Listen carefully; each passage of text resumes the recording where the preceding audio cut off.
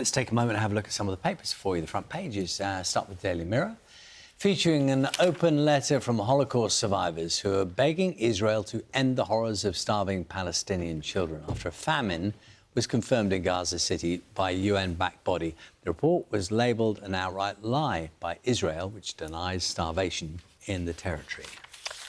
I was Starmer's political prisoner is the main headline of The Telegraph. It features one of the first interviews with Lucy Connolly since her release from prison earlier this week. She was jailed for stirring up racial hatred in the aftermath of the Southport attack.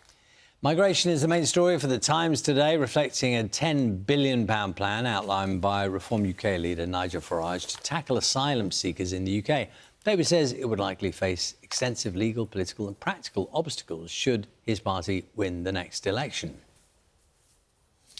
I was just looking at a story, and it's a story that I think fascinates many of us. When you think of a sinkhole, how big do you think it is? I think you think of scale. You see cars maybe teetering on the edge and a community unable to get to their houses. And so, understandably, when a sinkhole happens, you shut down the road, yeah? There is a sinkhole in the Isle of Wight, which is the size of a 10-pence piece. And it has closed a road on the Isle of Wight for more than a week, which will cause problems. But the reason it's been closed is because the local Highway Maintenance Authority said the closure is due to a larger void underneath, right? The repairs may not be completed until Christmas. One person is joking.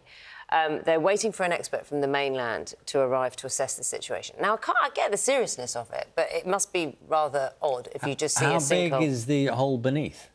This is what they don't know. They don't know how big the void is underneath. Well, so if it's that small, I mean, what? Who has detected that there is a bigger hole? How did they work that out? There are experts who do that. They, yeah, you might have been our director saying you might have been able to put a camera down there, but they haven't still been able to assess how big it is and how dangerous it is. How big? Where do you think the biggest sinkhole is? I'm hiding the paper from you. In the UK? In the world.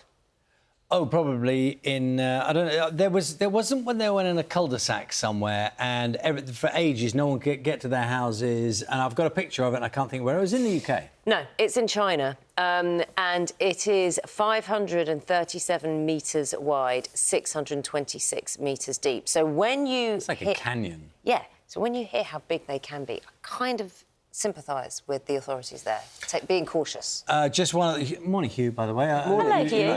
I was just seeing whether this corresponded with something you'd like to be doing with your time. So this is Dean Stokes, 36 years old, who's just got a world record for riding the most roller coasters in a week. Oh, really? He took on 55, that's 55 different roller coasters, different locations, in just 7 days.